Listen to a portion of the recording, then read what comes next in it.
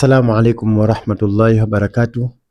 Alhamdulillahi rabbil alamin, wassalatu wassalamu ala rasulillah sallallahu alayhi wasallam, habibina al-Mustafa sayyidul khalaiq wal bashar. Allahumma salli wa sallim wa barik ala hadha an-nabil amin wa ala alihi wa ashabihi dhawi shirafil azim. Rabbi shrah li sadri wa yassir li amri wahlul uqdatan min lisani yafqahu qawli. Wa ba'd.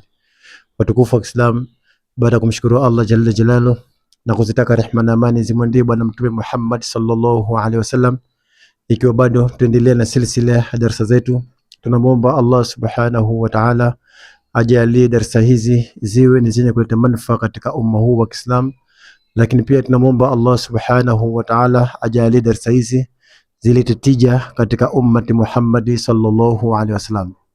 Ikiwa tunaendelea na silsila ya darasa zetu, katika episode iliyopita tulielezana namna ya kuswali swala usiku wa kwanza katika mwezi mtukufu wa Ramadhani.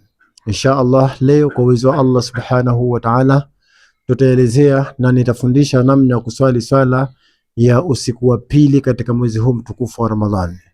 Insha Allah, kama bado hujasubscribe katika YouTube channel yangu, basi hakikisha unabonyeza neno subscribe ili uwe ni mtu wa kwanza kupata darasa hizi. Naam. Al-lailatu thaniya, katika usiku wa pili katika mwezi mtukufu wa Ramadhani, yusalli 6 rak'atin, unatakiwa uswali rakaa 6. Katika usiku wa pili wa mwezi mtukufu wa Ramadhani unatakiwa uswali rakaa 6. Utaswali rakaa mbili mbili, utatoa salamu mpaka zitimie rakaa 6.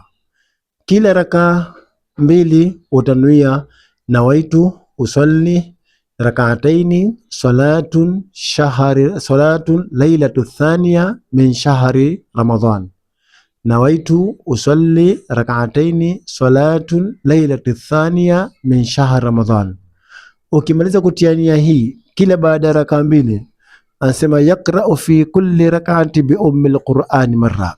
Kila rakaa katika zile rakaa 6, kila rakaa moja utasoma alhamdu mara moja, wa suratu inna a'tainaka al-kauthar 5 marata, na utasoma inna a'tainaka mara 5.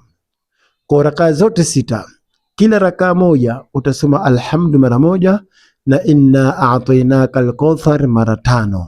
Kwa rakaa ya kwanza utafanya hivyo, rakaa ya pili utafanya hivyo, rakaa ya tatu utafanya hivyo mpaka rakaa zote 6. Lakini utaziswali rakaa mbili mbili, utatoa salamu, rakaa mbili utatoa salamu mpaka zitimie rakaa zote 6. Sura ni hizi alhamdu mara moja katika kila rakaa na inna a'tainaka mara 5. Tuko pamoja? Ukimaliza kuswali swala hii, kaa kitako, omba dua hii baada ya kutoa salamu rakaa zote 6. Ukimaliza kuswali rakaa zote 6 ndipo utaomba dua hii.